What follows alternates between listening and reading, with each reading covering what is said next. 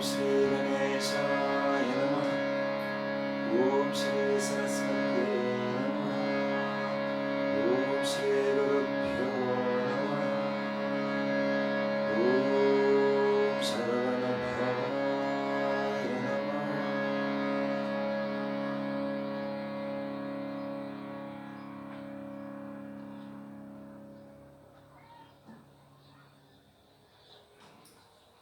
Hari Om, Namasté, Vanakkam, bonjour à toutes. On est très content de retrouver Azot pour continuer cette étude de ce texte que est vraiment magnifique, grandiose par sa profondeur et la beauté des images, des idées qu'il donne à nous pour nourrir à nous spirituellement et aussi intellectuellement. Alors, nous l'avons vu donc trois versets de cette composition, donc Shiva Mahansa Puja. Et il reste à nous maintenant donc, le quatrième verset. Quatrième, et en tout, donc, on a cinq couplets, plus que versets, on pourrait dire.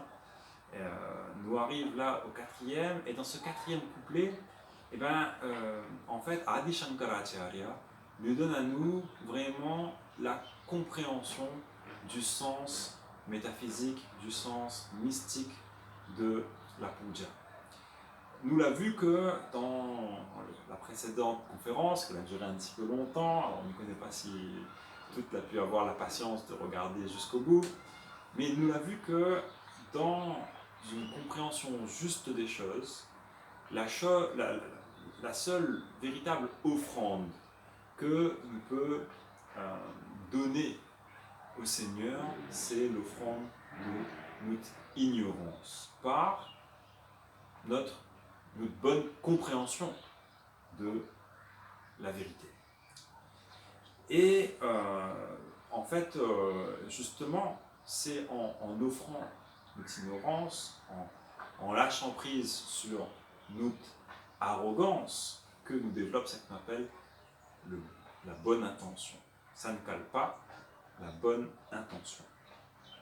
Alors maintenant, eh ben, c'est quoi, de manière résumée, la bonne compréhension que nous devons avoir quand nous terminons, quand nous achèvons notre puja, notre adoration. C'est ce quatrième couplet que nous prenons et que l'un couplet, que l'est absolument magnifique dans les idées qu'il va partager avec nous.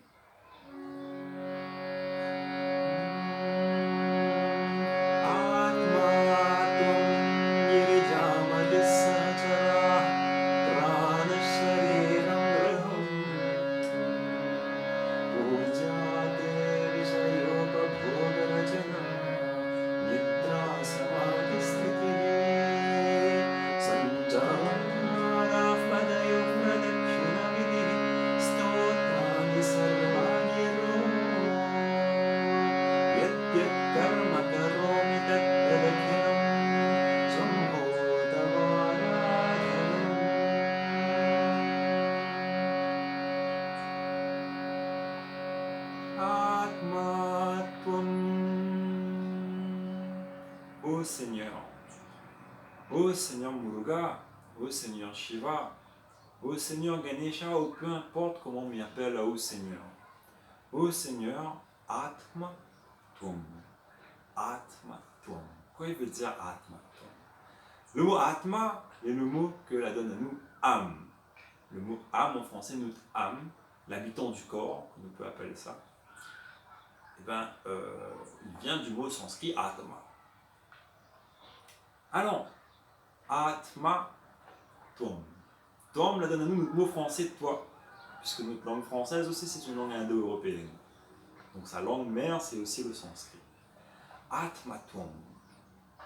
Ô Dieu, ô Seigneur Muruga, ô Seigneur Krishna, Seigneur Shiva, Seigneur Rama, ô déesse Kali, peu importe comment on m'y appelle, peu importe comment on m'y appelle, ô Seigneur, où est mon âme, où est l'habitant de mon cœur. Atma. Alors voilà donc ça qu'on appelle vraiment la communion. La communion, c'est être dans cette union-là, totale, absolue, complète, parfaite avec Dieu. Et quand on est dans cette union parfaite avec Dieu, eh bien, Dieu n'allait pas autre chose que vous-même. Comment il pourrait être autre chose que vous-même s'il m'allait parfaitement uni avec vous? Mon âme, ô Seigneur, c'est toi.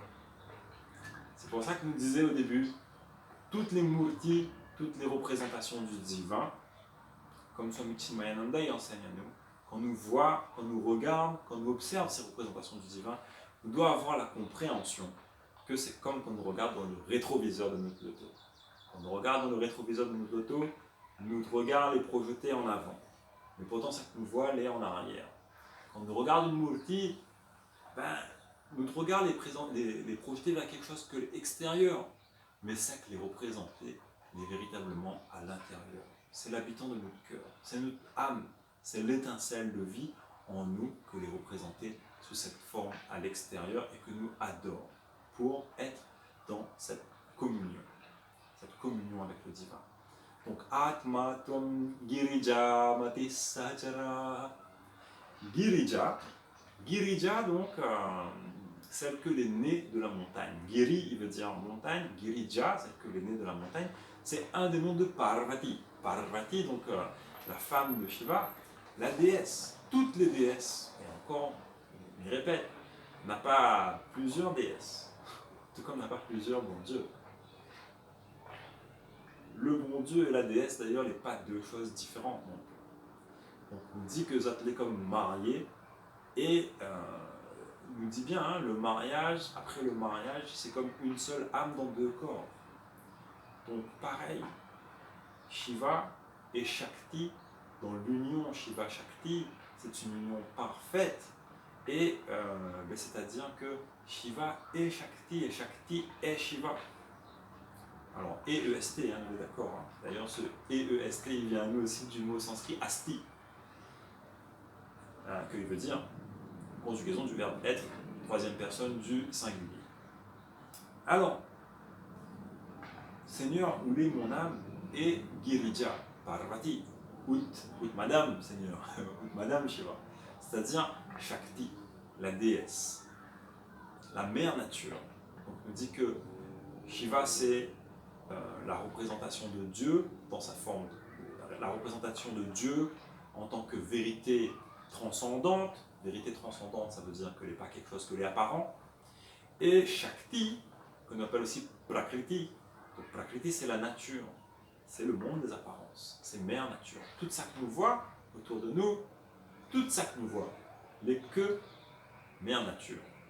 Et tout ça que nous voit à travers quel instrument? Quel instrument il permet à nous de percevoir, de comprendre, d'analyser toutes les choses? Matihi. Matihi veut dire mon esprit, mon intelligence. Mon esprit, mon intelligence, c'est Shakti.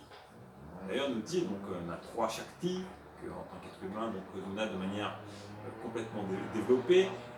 Kriya Shakti, Jnana Shakti et Icha Shakti. Donc, Kriya Shakti, le pouvoir donc, de l'action. Icha Shakti, le pouvoir du désir.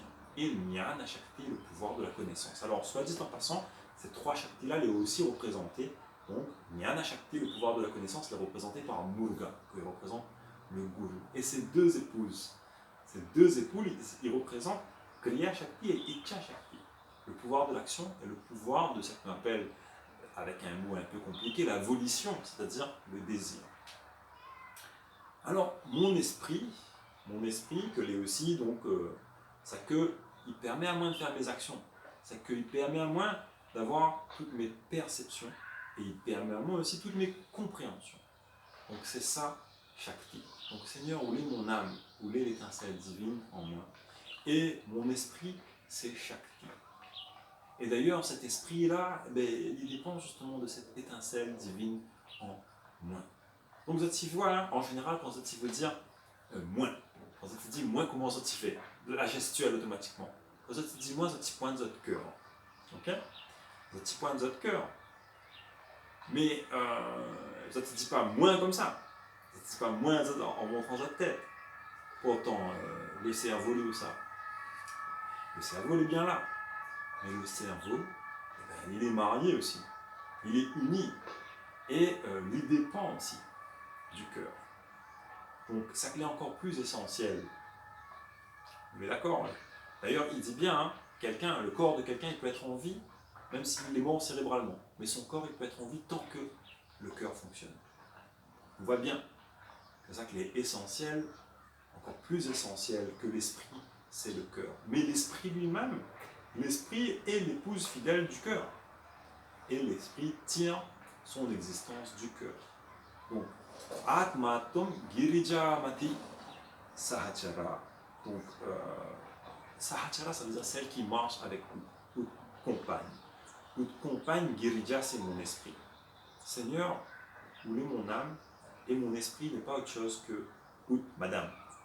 C'est pour ça que aussi, nous devons reconnaître que toutes nos pensées, toutes nos compréhensions, il n'appartient pas à nous. Toutes nos pensées, toutes nos compréhensions, tous nos désirs, toutes nos volitions, qu'il permet toutes nos actions derrière. Il appartient aussi au Seigneur. Parce que c'est Shakti, c'est Maria aussi. Alors, il doit d'ailleurs peut-être rapidement reprendre une image. Bon, il va aller prendre cette image sur mon hôtel pour montrer à Zot. L'image du Shiva Lingam. Le Shiva Lingam, si Zati regarde, alors on essaie de rapprocher autant que possible pour que Zati puisse bien voir le Shiva Lingam. Zatnana le Lingam, donc qu'il représente l'étincelle divine. Et Zatnana le Yoni. Yoni veut dire utérus en sanskrit. Donc le Yoni, l'utérus, donc c'est la matrice. La matrice, donc l'utérus, la matrice, ben nous-mêmes, nous l'étincelle de vie que l'est en nous, et la matière. La matière qui est sortie de la matrice de la maman. N'est-ce pas? Donc, pareillement, l'étincelle de vie en moi, c'est Shiva.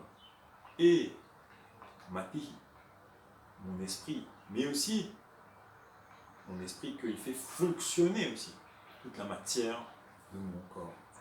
Ça c'est Shakti.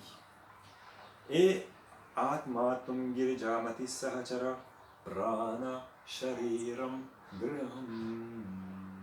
Et mes souffles vitaux, mon prana. Prana, donc, il veut dire, c'est qu'il circule, c'est qu'il bouge dans mon corps. Alors, la racine d'ailleurs, an, donc la racine an, donc il la donne à nous le mot animé, c'est-à-dire bouger. Et donc, prana, on dit qu'il y a 5 prana, donc le suffixe pra, il veut dire vers le haut. Donc, le prana, il représente la respiration. Maintenant, c'est quoi les panchaprana? Nous va voir parce qu'au moment où nous offre le Naivedyam, nous va évoquer les panchaprana. Nous va dire Om Prana Yaswaha, Om Apana Yaswaha, Om Vyana Yaswaha, Om Udana Yaswaha, Om Samana Yaswaha. Prana Yaswaha. Quoi il veut dire? Ma respiration, c'est haute grâce, Seigneur. Si je respire, c'est par la grâce de Dieu. Alors, si Zoti pose la question, est-ce que Zot a la grâce de bon Dieu avec Zot? Si Zoti respire, oui. Ça veut dire la grâce de bon Dieu avec Zot, parce que si la grâce de bon Dieu n'était pas avec Zot, Zot ne serait pas capable de respirer. Prana et Swa. Mais il reconnaît que cette respiration-là, c'est la grâce de Dieu. Aparana. Aparana, c'est le pouvoir d'évacuation. Quand quelque chose, la fille donne à nous donc, ses capacités donc, énergétiques, que la fille nous nourrit à nous, il faut que, une fois que nous la fille retirer tout ça qui est bien, tout ça qui ne rend plus nos services, nous puisse rejeter. Et ça, c'est le pouvoir d'évacuation. Donc, notre corps a différentes façons d'évacuer, donc sous forme liquide, sous forme plus ou moins solide, donc sous la forme donc, du sébum que les sécrétés donc, par les différents orifices du corps. Donc ça, c'est aussi une faculté que nous doit au Seigneur. Et ça qu'on appelle aparana, la faculté d'évacuation de tout ça qui devient toxique au bout d'un moment, tout ça que nous avons besoin d'éliminer. Donc la capacité de respiration, la capacité d'élimination et d'évacuation. Prana, apana, vyana. Vyana, il veut dire la circulation. La circulation sanguine, c'est aussi la manifestation de la grâce divine. Donc voilà donc un autre des panchaprana, un autre des 5 prana, ce qu'on appelle donc, les facultés vitales, Donc dans ces facultés vitales, et ben, on a aussi la circulation. Ensuite, on en a Udana. Udana, donc, il veut dire ça qui éjecte. Donc, il nous dit que quand le corps il meurt, l'âme est éjectée du corps pour poursuivre, donc, si l'âme doit poursuivre son périple dans une autre naissance, donc si l'âme n'a pas atteint l'illumination, l'âme, il doit poursuivre ses incarnations. Et c'est Udana qu'il éjecte l'âme du corps. Et le dernier, c'est Samana. Samana, donc c'est la digestion. Donc la digestion qui fait que les nutriments que nous l'a mâché, que nous l'a avalé, et bien maintenant il va pouvoir être absorbé par l'organisme et distribué dans tout le corps pour pouvoir constituer le corps. Voilà les pancha prana. Et bien nous rappelle à nous que prana est aussi shariram. Prana et shariram. Alors le mot shariram, peut-être là donner aussi le mot chair, notre chair, ça veut dire aussi notre corps tout simplement. Shariram. Alors d'ailleurs on a le mot alors, un mot qui n'est pas très joli, mais on a un petit peu cette racine-là, puisqu'on a un petit peu la racine du mot chair dedans, que le mot charogne. Charogne, donc, il rappelle à nous aussi le mot shariram, la même racine, donc, qui signifie le corps. Le corps, une fois que l'étincelle de vie l'a partie, il devient ça même, il devient une charogne. Prana shariram graham. Mon corps et mes facultés physiologiques, c'est la demeure de Dieu. C'est pour ça qu'on dit qu'un temple hindou est fait à l'image d'un corps, mais de manière réciproque. Le corps, c'est le temple de Dieu. Le corps, c'est le temple de Dieu. Et dans ce temple-là, on a Shakti, que l'est notre esprit, et on a Shiva, que l'étincelle de vie en nous. Alors, on m'appelle Shiva, on m'appelle Muruga, on m'appelle Ganesha, peu importe. On peut appeler aussi Bouddha, et on peut aussi appeler Allah, n'a pas de souci. Ce n'est pas son nom qu'il définit quoi il est. Donc, Prana Shariram Graham Pujate Vishayopabhoga Rachana. Et maintenant, donc, ce corps-là, que est le temple de Dieu, et bien tous les Vishaya Upabhoga. Vishaya Upabhoga, ça veut dire ma jouissance des objets. Ma jouissance des objets extérieurs, que ce soit la nourriture que nous mettons dans ma bouche, ou bien le spectacle que ça va voir, la musique que m'y écoute, la sensation que ça va rechercher parfois, donc dans le contact avec les gens, dans le contact avec un petit mamai, dans le contact avec ma famille, tout ça que l'est des objets de jouissance. Tout ça là, c'est quelque chose que d'abord on y adore, n'est-ce pas? Nous aimons profiter de la famille, nous aimons profiter de la bonne compagnie, nous aimons profiter de la bonne nourriture, des beaux spectacles, des belles musiques. Et tout ça là, c'est aussi te puja. Puja te. Te puja, ça veut dire ton puja. C'est ton adoration. En fin de compte, sans savoir, nous adorons toujours, partout, tout le temps, en toute occasion, nous adorons le Seigneur. Mais nous adorons le Seigneur en tant que le cinéma. Nous adorons le Seigneur en tant que le film que nous regardons sur notre écran. Nous adorons le Seigneur en tant que la musique que nous écoutons, en tant que la nourriture que nous va rechercher, avec laquelle nous va délecter à nous. Toutes ces choses que nous adorons, consciemment, la plupart du temps plutôt inconsciemment, c'est aussi une adoration du Seigneur. Donc nous devons aussi sacraliser chacune de nos sensations. Chaque sensation que nous avons, c'est la grâce de Dieu. Et sacraliser, diviniser, ça veut dire quoi? Ça veut dire tout simplement reconnaître la présence du divin là-dedans. Là, écouter une belle musique, nous reconnaît que la grâce de Dieu est là à travers cette belle musique. Nous avons vu un beau film. Nous ressentons de la gratitude pour pouvoir voir ce film-là. Et la gratitude, justement, c'est le sentiment que c'est la grâce de Dieu que l'exprime Ali comme ça. Toutes nos jouissances, absolument toutes nos jouissances, quand nous l'est dans cette conscience-là, nous comprenons que c'est la grâce de Dieu. Et nous rend grâce au Seigneur pour toutes nos jouissances, sans exception. Tout ça qui procure à nous de la jouissance nous doit comprendre que c'est la grâce de Dieu et nous doit remplir notre cœur de gratitude. Nous doit remplir notre cœur de gratitude. Parce que d'ailleurs, dans la vie, on n'a pas à prendre ces solutions. Soit nous l'est dans la satisfaction, soit nous l'est dans la frustration. Et bien, si nous ne remplissons pas notre cœur de satisfaction, de reconnaissance pour toutes les choses dont on peut avoir la jouissance, ben, nous sera plutôt tout le temps dans l'inverse, alors, dans la frustration et dans la souffrance. Donc, comment passer de l'un à l'autre? Par la reconnaissance. Et la reconnaissance, c'est une autre façon de dire la gratitude. Si nous reconnaissons que tout ça que nous avons, tout ça que nous apprécions dans notre vie, c'est la grâce de Dieu, c'est ça qu'on appelle puja aussi. C'est ça qu'on appelle l'adoration divine. Et nous continuons à adorer Dieu à travers toutes ces choses que nous aimons de notre existence. Pujate vishayopa bhogarachana nidra samadhi stitihi. Bon, vous la parle à nous de beaucoup d'affaires, elle est très bien, mais par contre, nous ne comprenons pas. Les affaires que nous entendons partout du monde, on fait la publicité, nous comprenons que c'est des affaires importantes, mais en même temps, il ne parle pas nous beaucoup de ces affaires-là. Ces affaires-là, c'est la méditation. Il dit à nous. Donc, la clé d'une vie sereine, d'une vie heureuse, d'une vie zen. Le mot est très à la mode actuellement, zen. On est très zen aujourd'hui. Zen, il vient de quel mot? Zen, il vient du mot dhyanam en sanskrit. Le mot dhyan va donner le mot dhyanam, donc le mot un peu hindi que les dhyan. La voyageant en Chine, la ni chan. La partie au Japon, la ni zen. Mais le mot, il vient d'où ça? Le mot, il vient du sanskrit. Le mot, il vient du sanskrit dhyanam. Et dhyanam, quoi il veut dire? Dhyanam, il veut dire méditation, précisément. Alors vous allez dire, ben ouais, bon, ben, il fait puja, il suit la puja, mais méditation, il ne connaît pas. Il voudrait bien savoir c'est quoi la méditation. Est-ce que Zoti connaît que Zoti pratique quotidiennement la méditation?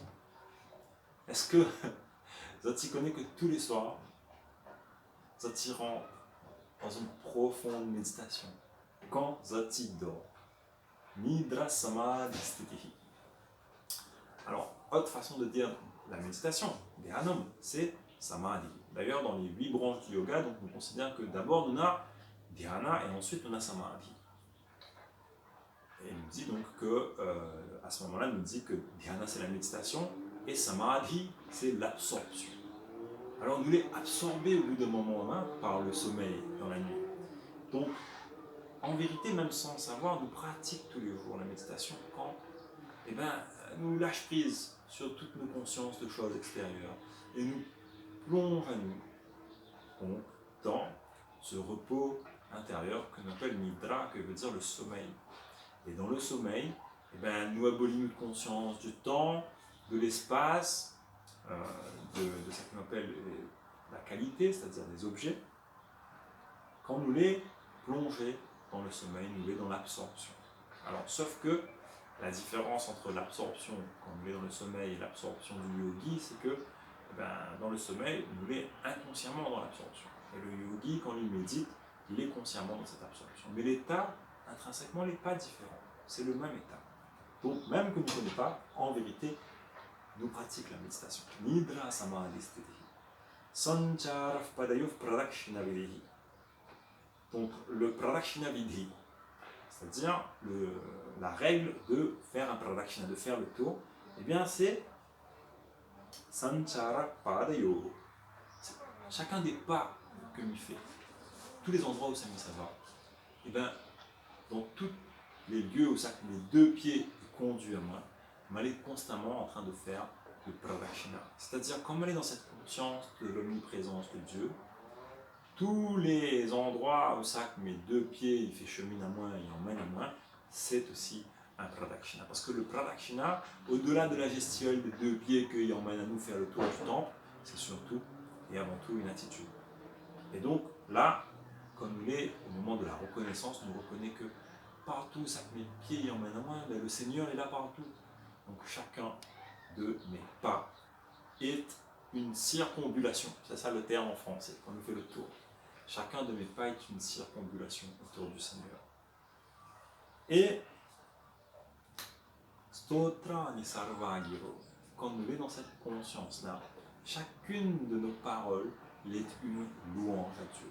Cette prise de conscience de l'omniprésence de Dieu, il fait que chaque chose que nous va dire, chaque parole qu'il va sortir de notre bouche, il sera que à la gloire et une glorification donc, du Seigneur, une louange. Yet yet karma karomi tattadakinam shambho tavaradhanam. Toute sac mi fait au Seigneur, eh bien, c'est une offrande pour vous. Toute sac mi fait mi offre à vous. Toute sac mi fait est dédié à vous. C'est-à-dire chaque action que mi fait. Dans chaque action que mi fait, mi cherche quoi? Mi cherche ma satisfaction. Toute ça que nous fait, nous cherche notre satisfaction par notre action. Et donc, si nous cherchons notre satisfaction par chacune de nos actions, ça que nous sommes en train de chercher à travers chacune de nos actions, c'est la réalisation de l'omniprésence de Dieu. Parce qu'on n'a pas de plus grande satisfaction que la réalisation de l'omniprésence, du bonheur, de la félicité, de la beauté, de la joie du Seigneur. Avec ça, nous terminons comme d'habitude avec un petit bhajan, un petit chant d'adoration du Seigneur. Subramanyam, Subramanyam, Shambhavanatha, Subramanyam, Subramanyam, Subramanyam, Shambhavanatha, Subramanyam, Shiva, Shiva, Shiva, Shiva, Subramanyam, Hara, Hara, Hara, Hara, Subramanyam, Shiva, Shiva, Hara, Hara, Subramanyam, Hara, Hara, Shiva, Shiva, Subramanyam, Shiva, Shiva, Hara, Hara, Subramanyam, Hara, Hara, Shiva, Shiva, Subramanyam, Subramanyam, Subramanyam, Shambhavanatha, Subramanyam, Subramanyam, Subramanyam, Shambhavanatha, Subramanyam, Subramanyam, Subramanyam, Shambhavanatha, Subramanyam, Shiva Sharavana Bhava Subramanyam, Guru Sharavana Bhava Subramanyam, Shiva Sharavana Bhava Subramanyam, Guru Sharavana Bhava Subramanyam, Shiva Shiva Hara Hara Subramanyam, Hara Hara Shiva Shiva Subramanyam, Subramanyam, Subramanyam, Shambhavanatha, Subramanyam, Subramanyam, Subramanyam, Shambhavanatha, Subramanyam, Subramanyam, Subramanyam, Shambhavanatha, Subramanyam. Alors, par un hasard, mais il ne connaît pas si c'est un hasard en général, comme il finit le bhajan, il n'y cause plus, mais le chant là, sans vraiment que l'ait été planifié, les chanter ce 9e jour, le chiffre 9 est un chiffre très symbolique de notre tradition, hein. Et ben, regarde ça que nous dit là-dedans. Nous avons pris un texte sur Shiva, au moment où nous venons à Muruga, et quoi le texte dit à nous? Subramanyam. Subramanyam, c'est un des noms de Muruga, et Subramanyam, il veut dire celui que le meilleur des brahmanas. Le meilleur des brahmanas, ça veut dire le meilleur de ceux que il est pleinement ancré dans la réalité absolue, dans Brahman. Brahman, ça veut dire l'infini. Donc, ceux qui, en vérité, nous appellent ça, donc Brahman, Brahmacharati iti Brahmana. Donc, ça clé toujours conscient de l'omniprésence de Dieu. Donc, le meilleur de ceux que l'est toujours conscient de l'omniprésence de Dieu, c'est ça le mot Subramanyam, c'est un des noms de Muruga, et nous l'appelle aussi à livre Shanmukanata, Shanmuka, donc Shanmuga, donc il veut dire 6 visages. Shanmukanata, Nata il veut dire le Seigneur. Et dedans, comment on appelle Shiva Shiva Hara Hara. Et c'est ce Hara Hara que devient Haro Hara, que devient Haro Hara. Donc un chant de Muruga, qu'il rappelle à nous aussi, en passant, que Muruga n'est pas autre chose que Shiva.